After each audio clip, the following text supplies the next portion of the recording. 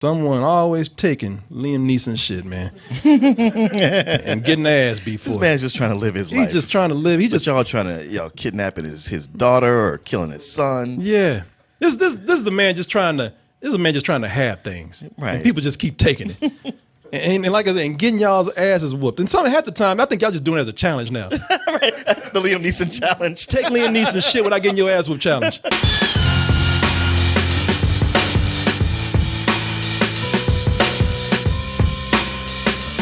Gonna kill him. Those guys. 3 of Viking's drug dealers have disappeared. What makes you think you can kill a man? I read it in a crime novel.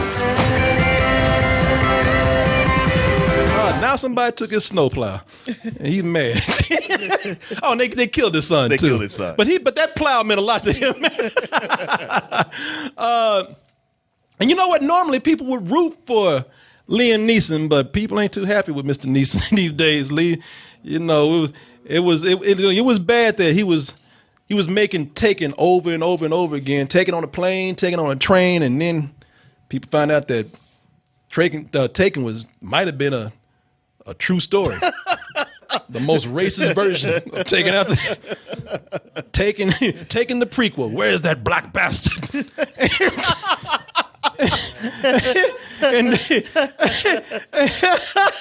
Oh, you know, shit got too real. You know, things turn ugly, man. If anyone could use a good movie right now, it could be Liam Neeson.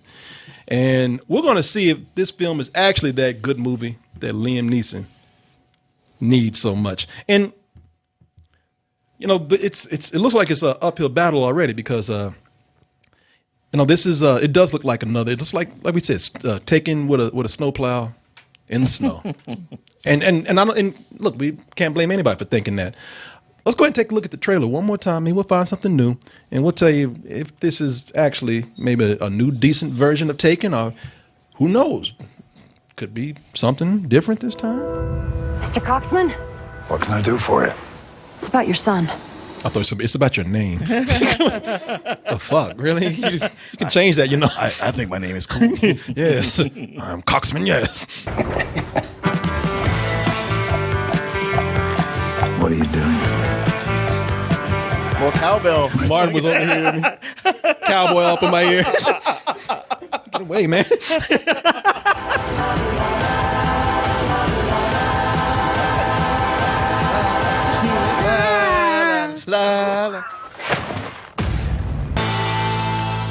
All right, let me start out by saying that I'm not one to turn away business, all right?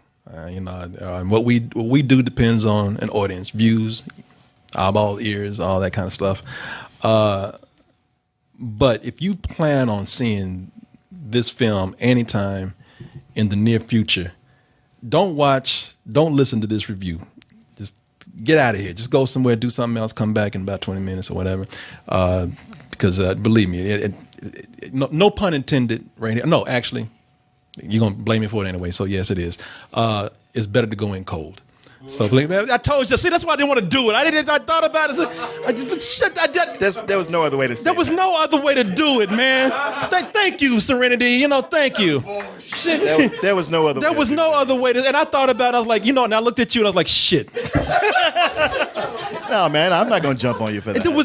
I really wasn't trying to make a pun, but I said there's no other way to do it. So pun intended. It happens that way sometimes. Yeah, it's just no other way to do it, man. Go in without knowing anything about this. And believe me, you need the reaction that you get thinking that you're going to see a Taken film. So go please go away. Did he leave? No, get the fuck out of here. Oh, is he gone? Okay, Trying to help you. yeah, trying to help you. All right, you know, good because I'm sorry that I went in with the things that I know. I wish I had gone in here treating this in my mind. I was prejudiced with this. In my mind, I was like, good, another goddamn Taken ripoff. How many times this man gonna do this movie? I don't care if you in the snow doing it this time. It's the same thing. And you know, and as I said, watching this trailer, it really is like I said earlier, it really does look like Taken on a snowplow, Taken in the snow. taken in the Arctic or whatever they are, wherever they are, which I know they are, but you don't know where they are when you look at the trailer. It's not that, you know. It's what's funny is when you last showed the trailer and we talked about the whole Liam Neeson thing, and when they brought up those ridiculous nicknames, I was kind of laughing and heard him mention something about it being dark and comedic, and that's what made me go see it. I was like, you know what? I think despite this marketing, I think this is a dark comedy, and I want to check it out. Yeah, and you know what? And no one can blame you for going in thinking that. No. You really. Some of you already seen you've already seen some interviews and some probably reviews of this where they've described it. But you really, the less you know, the more you need to have a natural reaction to just the weirdness that this movie takes on certain points. And no one can blame you. I don't even blame myself as much as I was being prejudiced about this film. No one can blame you for going in thinking that this is going to be another Taken film. I would even say that early on in the movie, with very, very microscopic exceptions, it plays out like a Taken film. It really does. He goes places. Listen, you know how it is. Somebody does something to him. He tracks down the bad guys. Bad guys look at him. Even when he's bigger than them, they got shit to say. Mm-hmm. He says, "Don't talk shit to me," and beats the fuck out of them. You know. Usually ends with death. And he goes on to the next person to rinse and repeat. Starts out like that very early in this movie. Tell me what happened. Now, I don't know what igloo you crawled out of, but I think it's time you crawled back in. Bitch, don't you ever turn your ass on. I know. Don't you ever turn your back on Liam Neeson. Are you stupid? Don't you ever turn your back on Liam Neeson, man. Well, don't threaten anybody and then just turn your back on them. Yeah, don't exactly. I don't care if you got a gun. It's like that gun's not in your hand right now. Yeah. You do know that. Yeah. Don't, especially when somebody got this look on their face, don't turn your back on them, man. That's somebody don't give a fuck about that gun that you got. Yeah, now after that ass whooping, I'm gonna let Martin take it from there. After that ass whooping right there, that's where we end Takenville. and that's what, 10 minutes into the movie? That's 10 minutes into the movie. We in a whole different city after that. Because after that, it's funny because Liam Neeson gets pushed out the movie kind of. Yeah. Yeah, all these characters start coming in. Because if you look at the trailer, you see a lot of besides Liam Neeson, you see a lot of people. You got two cops that come in that kind of like they're from Fargo. You got you get all these gangsters with funny names, with their own subplots, and they're all cracking jokes and they're funny. Like Taken 2 and 3 were unintentional comedies. It's almost like this movie just embraced itself as another Taken version that says, you know what, this is ridiculous. Let's make it funny and actually try to be smart about it again. Yeah.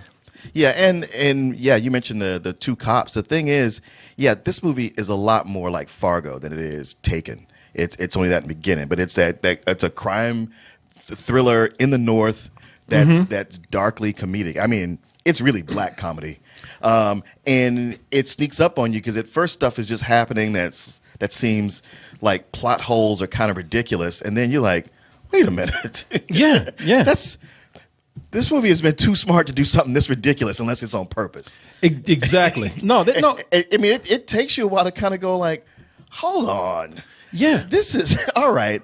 They know what they're doing here. Well, the funniest part of it is, and the funniest thing is the funniest character in here, which is the main villain, Tom Bateman, as Viking. This, now in any other movie, in any other Taken movie, like you don't see the main villain until like the end of the movie. He's usually the head mob guy, the head honcho, the last boss in the video game. He's the one that talks the most shit and gives Liam Neeson the most challenge. Right. This dude kind of pushes Liam Neeson out of his own movie, and he's hilarious, man. He's slimy in the most entertaining way. Tom Bateman is a British actor, actually, but I forgot that. That makes sense because his American accent was too weird. I was so like. But that's what made it funny. I can't tell where this guy's from. I should have known he was British. He has, and this when you know that you are really in comedic territory. He has this thing where he makes sure that his son is on the most insane health diet. Right. You eat chicken and rice. He says, I made this list right here. Chicken and rice for breakfast, chicken and rice for lunch, chicken and rice for dinner. And then the wife is like, you don't even get a snack or anything? Every day? No. On Tuesdays, he gets Yeah. beef and broccoli for breakfast, dinner, and lunch. Yeah, he's got a warped sense of work ethic. Guys fear him, but his wife beats the shit out of him. Ex-wife. The ex-wife, he's a hilarious character, man. And when you see his performance, and I wish I had a clip, but I don't, because I really like that character, man. And you know, and don't even get me started on the Native American mob. I love that Native American mob. Yeah. I was like, I would just want a movie with these guys. Yeah, and you know what? It's at a point where that look on Liam Neeson's face, that's confusion. He's like, well, shit, this is my movie. At least I thought. All these people come. Well, and, you know, that's another thing with Liam Neeson's character. He's not ex-special forces or anything like that. He's just a father who's just mad his son got killed. He's the world's most badass snowplow driver. Yeah. He's like the Punisher of snowplow drivers, man. You know, and that makes it even weirder because it's like this guy, he's just driven by anger. And even after a certain point, they even kind of hint that maybe he's just crazy because they don't even like get into the son that much after that. Like the son is just kind of he becomes like an afterthought later. Well, it is so quick how like here's a character who his power is that he's got nothing to lose. His son has been killed. His wife just leaves him suddenly, and he's at a point. We don't want to give away too much now. Well, he's ready to give up on life, but the one thing that's keeping him going is his revenge. Yeah, and like I said, man, you know, it goes into Punisher territory where you just like, okay, this guy, is he killing because he just got a taste for it the first time, and it's just fun and it's just good, you know? Because I can say they don't even mention the son that much anymore after a while. I mean, it's mentioned, but not that much. It's not like it's a driving force where he's just sitting back and like, my boy, you know. It's like there's other characters in there that actually seem to have more emotions towards their children than he does. Not to say he's a bad character. It's you know, this is an action movie that doesn't. It's now I know that they did this on purpose, make it as darkly comedic as they did, but they pay so much attention to like trying to stick to the drama and the action and making that a priority, and then putting the humor in there where it's appropriate. That it seems like it's an action film that just doesn't know how funny it is. Well, okay, so here's the thing about this, because I kept thinking that too. I was like, man, between being an action film and being a dark comedy, it doesn't quite know how to meld these things correctly. It's like sometimes it's one thing and sometimes the other, and it's like it doesn't know what it is. And then a big motif about it is people getting killed and them showing you their name afterwards, like that. Hey, you know, it's almost like the Hunger Games where a cannon goes off in the air. There's a screen where they get their own name plastered. Well, what they do is I thought it was creative when they did that. No, it's very creative because you know they put in a lot of. It's a creative movie too because what they do is no matter whether it's a good guy, bad guy, one of his gimmicks is that it gives a visual eulogy of some sort to people who have died. Yeah, just so if there's any part of you that wonders, yeah, they get it to a point where they'll show somebody alive and the scene just cuts and you see their name come up. You're like, oh well, yeah, knew that was coming. They give you a scorecard. But once it was all said and done, I kept thinking, man, this feels like it's an adaptation of a book. Where there's probably more that explains some things. And then I thought to myself, there's something about this that makes me think, I bet I could see this movie. I don't know how it's going to be received here, but I bet if it was from a foreign country like Norway, like one of those Norwegian crime movies that plays at Fantastic Fest, everybody would love it.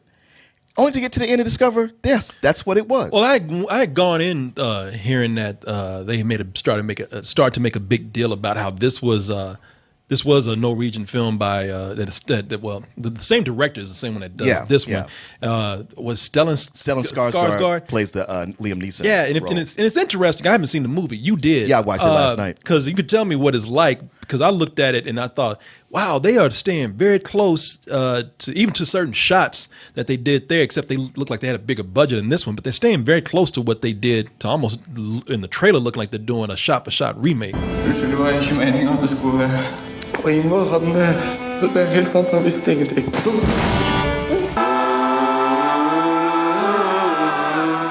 One of the things, I don't know how they would bring in Native American mobs or anything like that. Okay, so here's what they do. Because you're right about it. It's not quite shot for shot, but it is beat for beat. Mm-hmm. This is a very faithful adaptation. It's just that it has more money. and it's slightly better. To be honest, I thought maybe I'd see the original because Cold Pursuit. I liked it, but I didn't love it. And I thought, well, if I watch the original, they probably have all the cool shit in there. No, matter of fact, they've added things. And with the original, instead of the Native American mob, it was the Serbian mob because they're in Norway. Ah, gotcha. So there, the Serbians are they're the foreign mafia that's come in that they got to deal with. Yeah, I mean, look, there's a lot of things that I really love about this movie. It got to a point where, when we kept talking about Fargo, and then we kept talking about Taken, and then it dawned on me that, okay, this is Taken if the Coen brothers had got the script first. Yeah. And maybe made their movie of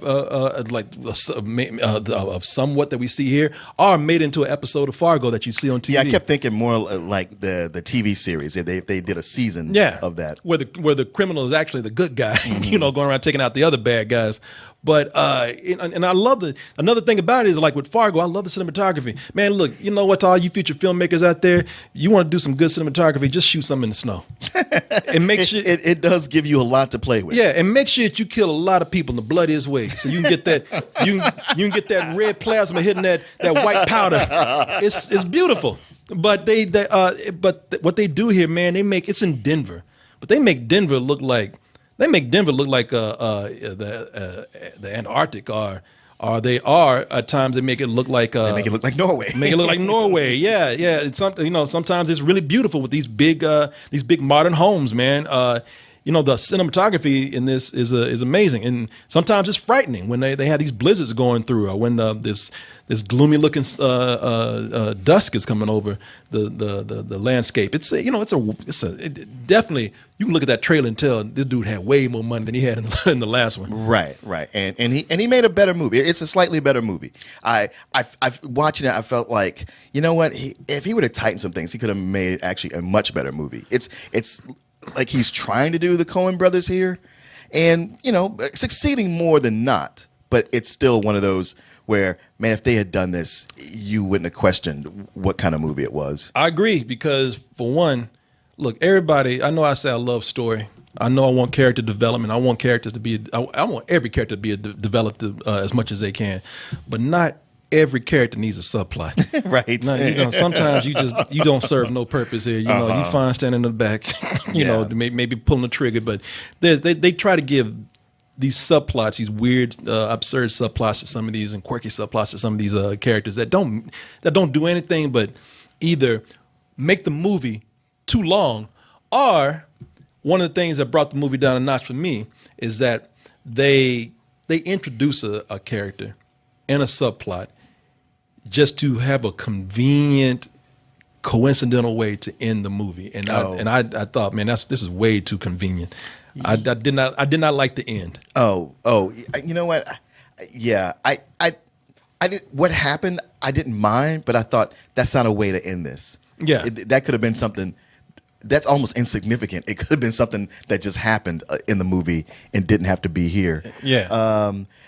A thing about the original, one improvement is that those cops, they are just almost like a comedic thing, a comedy relief that show up twice and then don't really play an important part.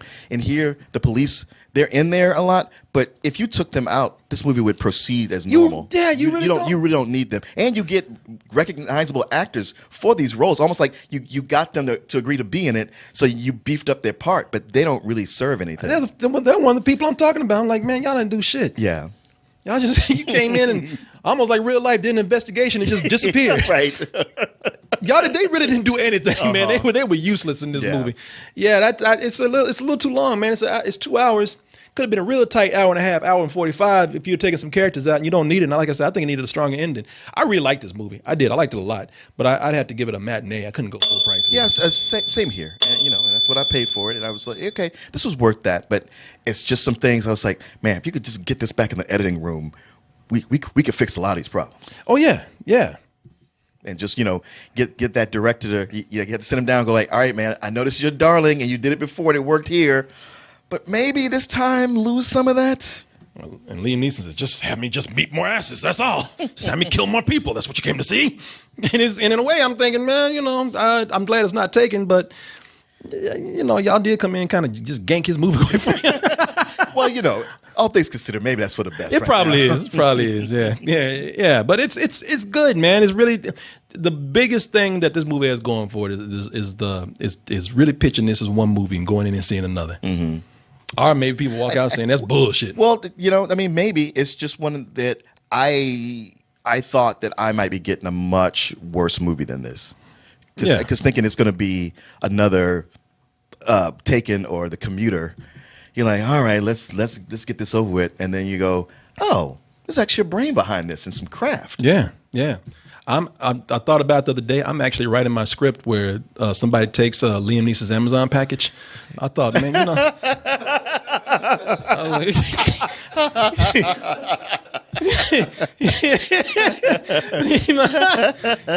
he's killing people over like some socks or something. We're gonna get it done, man. I want to work with him one day. If he doesn't kill me first. It'll be him when he's old. You remind me of someone. Shit. Now that would be hilarious. The movie about you filming with a senile Liam Neeson. He's thinking, you're the black bastard who raped my friend, aren't you? I don't know what Kosh means, but is that one in your hand right now?